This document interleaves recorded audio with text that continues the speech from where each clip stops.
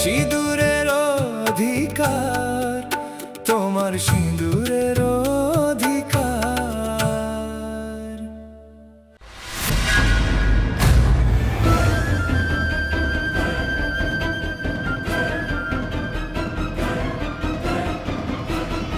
কি হয়েছে মা? কার উপর এত রেগে আছো?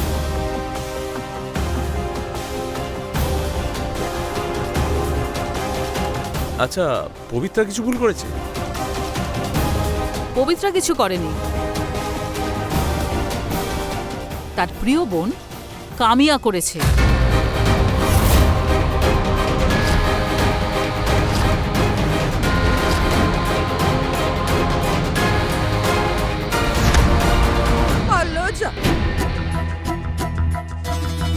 প্রত্যেকদিন এই বাড়িতে কিছু না কিছু দেখবো, কিছু না কিছু শুনবো, এটা আমার অভ্যেস হয়ে গেছে।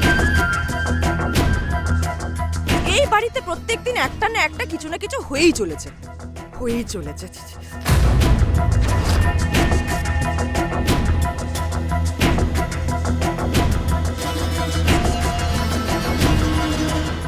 আজকে আমি তোমাদের যা দেখাতে চলেছি সেসব দেখার পরে কামিয়ার পিছনে যা রহস্য রয়েছে সেটা খুলে যাবে।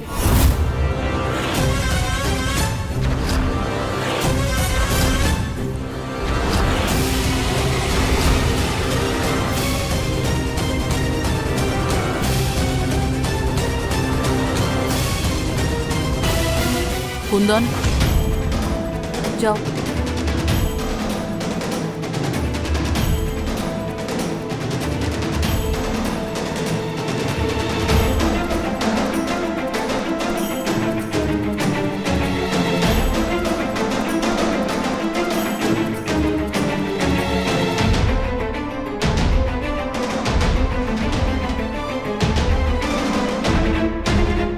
এই পবিত্রাকে ছাড়া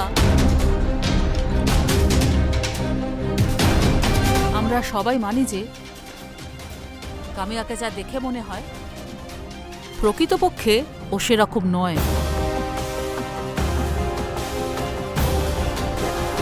সেটা এই ভিডিও দেখার পরে তার আসল চেহারাটা সবার সামনে এসে যাবে।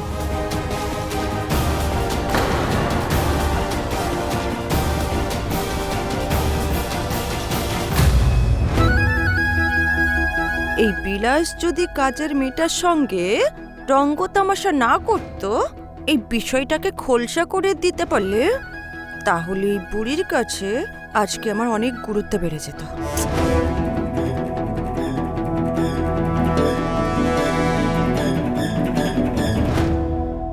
ভিডিও রেডি আছে।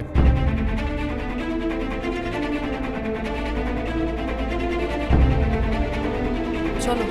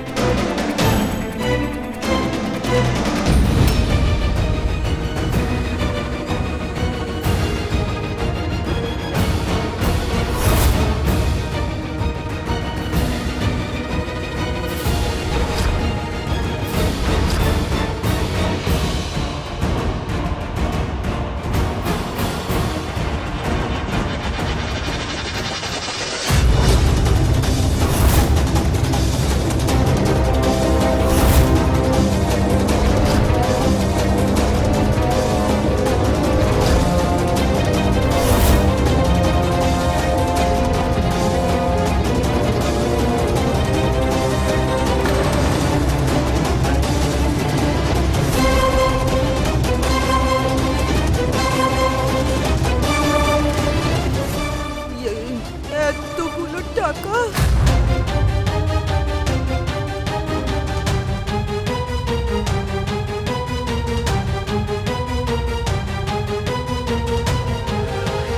এ হচ্ছে সেই মেয়েটা যে আমাদের সবাইকে দুঃখী আর গরিব বলে পরিচয় দিচ্ছে।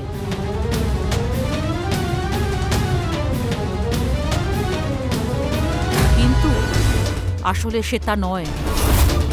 তুমি তুমি একদম ঠিক কথা বলেছো মা। এতদিন ধরে আমি জিজ্ঞাসা করছি কোথা থেকে এসছে, কি করে, তার বাড়ি কোথায়, শুভরাজের সাথে তার কি করে দেখা হলো, আমি কিছু জানি না, সে বলে যাচ্ছে আর আমরা অন্ধের মতো বিশ্বাস করছি। এ বাবু, আসলে এতগুলো টাকা সে কাকে দিল? কাকে দিল? আর তাছাড়া এতগুলো টাকা সে আনলো কোথা থেকে?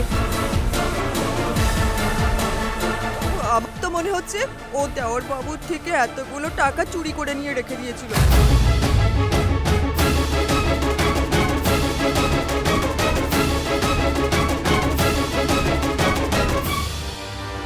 তাহলে কুন্দন, তুমি এ কথা জানলে কি করে?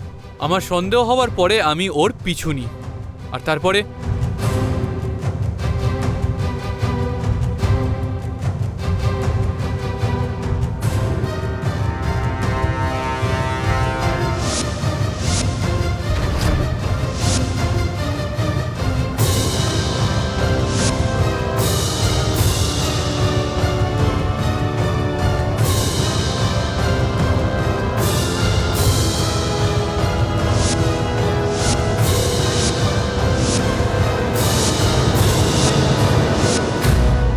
আমি তো আশ্চর্য হয়ে গেছি।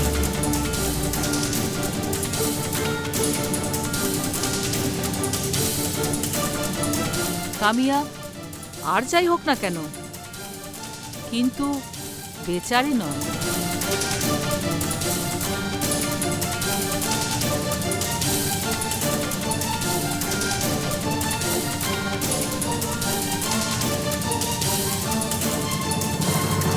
পবিত্রা, তুমি আজকে কিছু বলবে না?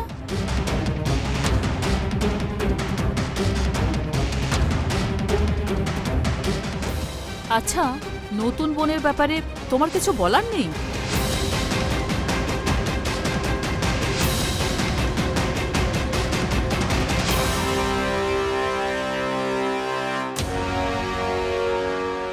হ্যাঁ পবিত্র, এবার কিছু বলো। মুখে কি তোমার তালা পড়ে গেছে? সব বিষয় তো তুমি কামিয়াকে বাঁচিয়ে যাও, এবার বলছো না কেন?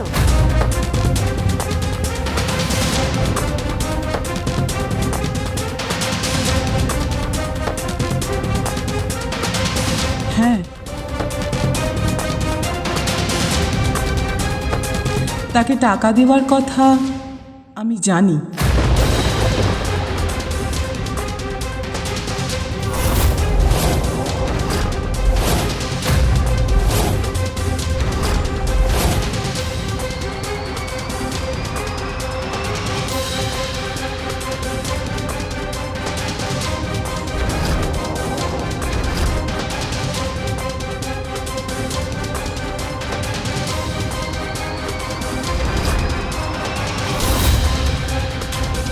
এই বিষয়ে আমি আপনাদের কিছু না বলে কামিয়া বললে ভালো হবে।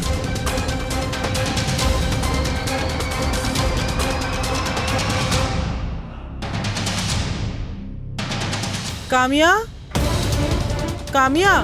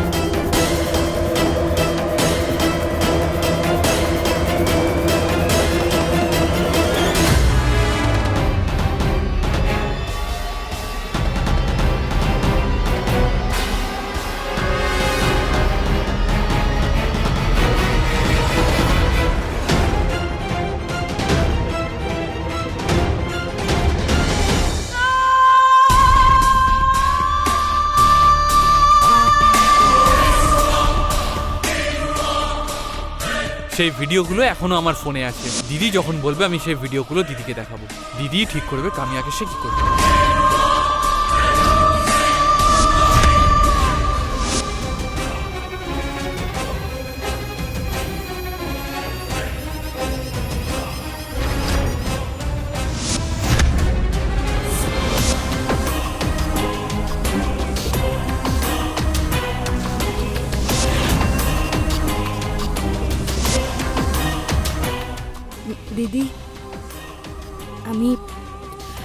কথা বলার জন্য এসেছি।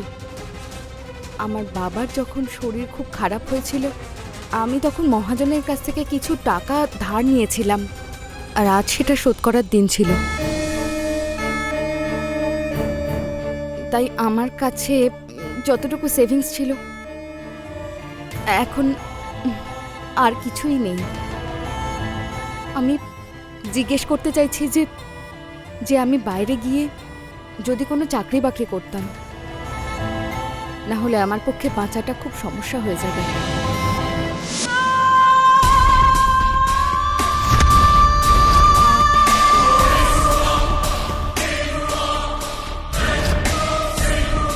কুন্দন বাবু, তুমি বোধহয় কোনো দিনও দাবা খেলোনি।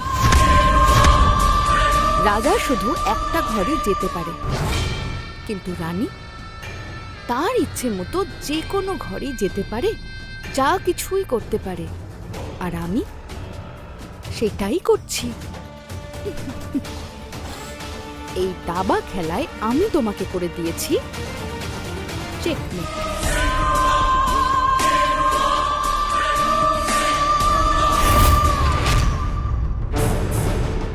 কামিয়া, এখানে এসো।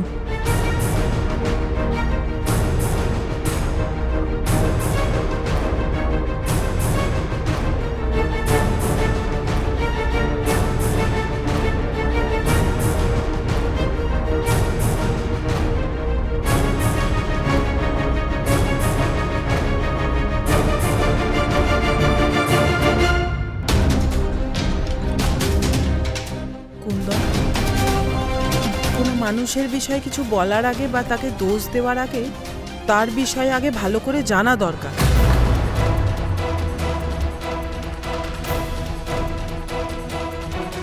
তার পেছনে কি কারণ আছে আর সে কোন পরিস্থিতির ভেতরে আছে সেই বিষয়ে ভালো করে বোঝা দরকার।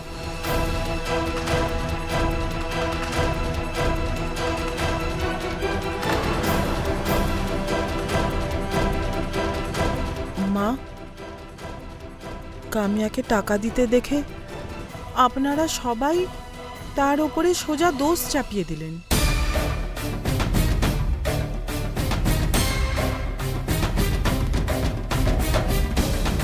সত্যিটা না জেনে তাকে কৈফিয়তটাও দিতে দিলেন না।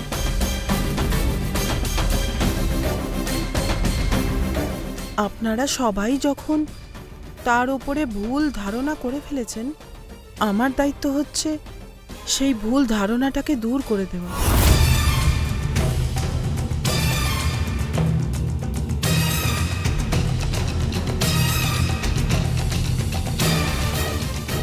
কামিয়া, সত্যি কি সেটা তুমি নিজে মুখে সবাইকে বলো। সত্যি কথা হলো, আমি খুব গরিব।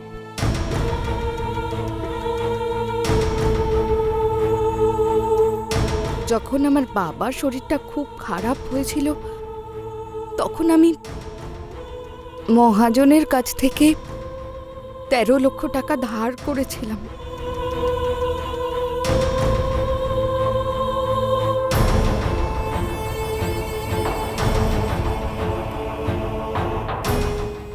যেটা এখন পর্যন্ত আমি শোধ করতে পারিনি।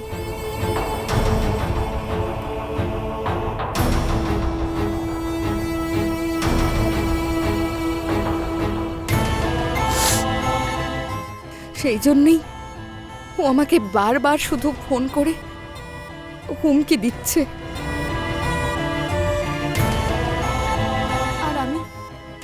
আর আমি সামনে পিছনে কিছু না ভেবেচিন্তে আমার কাছে যা কিছুই সেভিংস ছিল আমি দিয়ে দিয়েছি।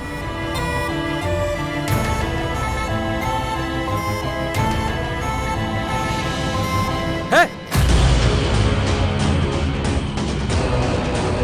তোমার ফালতু কথা বন্ধ করো। যদি টাকা দেওয়ার থাকতো তাহলে বাড়িতে ডাকতে পারতে। এরকম ফাঁকা জায়গায় দেখা করার মানে কি বলো?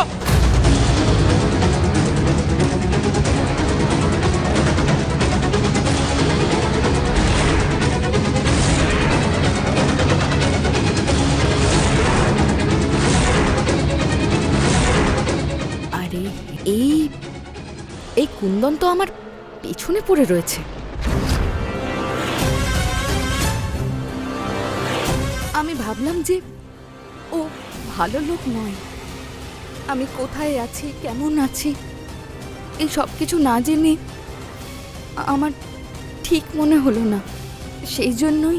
মানে সে কি আসামি যে তুমি তাকে? ব্যাস কুন্দন,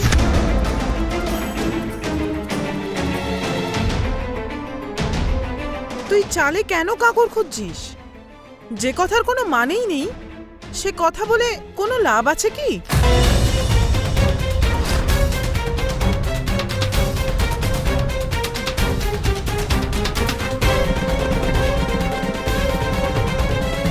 কাম্যার ওপর আমার সম্পূর্ণ বিশ্বাস আছে।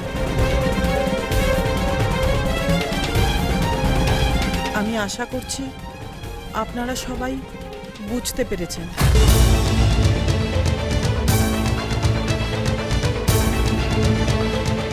দিদি, কামিয়া যদি শুভরাজের কাছ থেকে টাকা নিত তাহলে আজ তার এইরকম অবস্থা হতো না।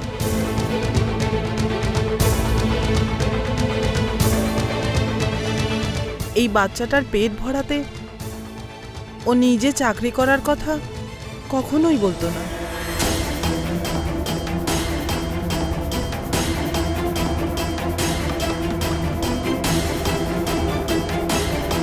সব সময় সে মায়ের অবস্থাটা বোঝার চেষ্টা করেছে,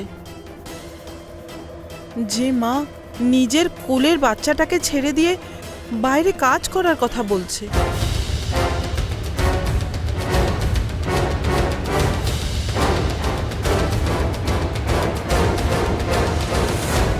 মল্লজা, এই খেলাটা তো পুরো উল্টে যাবে মনে হচ্ছে। হুম, আমাকে কিছু একটা করতে হবে। মল্লজা, আরে কামিয়া, তুমি তো ভালো মন করা কথা বলতে পারো। আর প্রবৃত্তা, তোমারও তো ভালো বুদ্ধিশুদ্ধি আছে, তুমি এর কথা ভুলে যাচ্ছ? শোনো কামিয়া, তোমার এই মনগড়া গল্প আর কুমিরের কান্না শুনে আমার মেয়ে পবিত্রও ভেসে যেতে পারে, কিন্তু আমি নয়।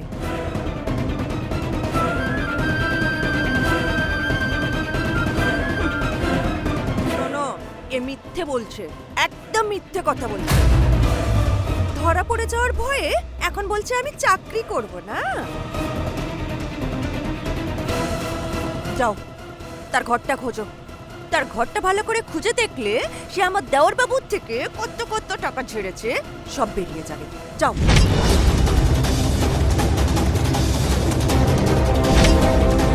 রাইট, তুমি ঠিক কথা বলেছো মা। আমাকে ওর রুম সার্চ করতে হবে, কে জানে আরো কত টাকা ও লুকিয়ে রেখেছে।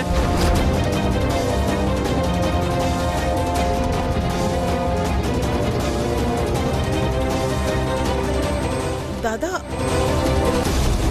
দাদা, এটা ঠিক কথা নয়। কোনো ভুল নয়। বিলাস, তুই গিয়ে ওর রুম সার্চ কর।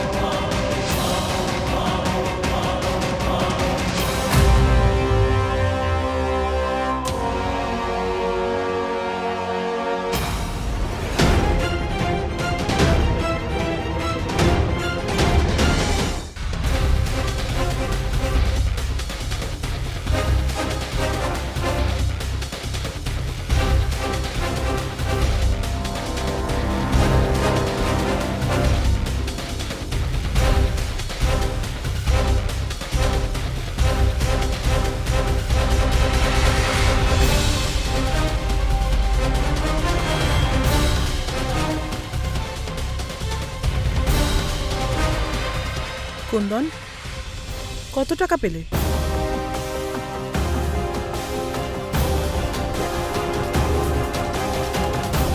আপনারা যা ইচ্ছে তাই করলেন, আমি বারণ করিনি। কিন্তু এবার আমি যা বলবো আশা করছি আপনারা সবাই আমার সাথে একমত হবেন।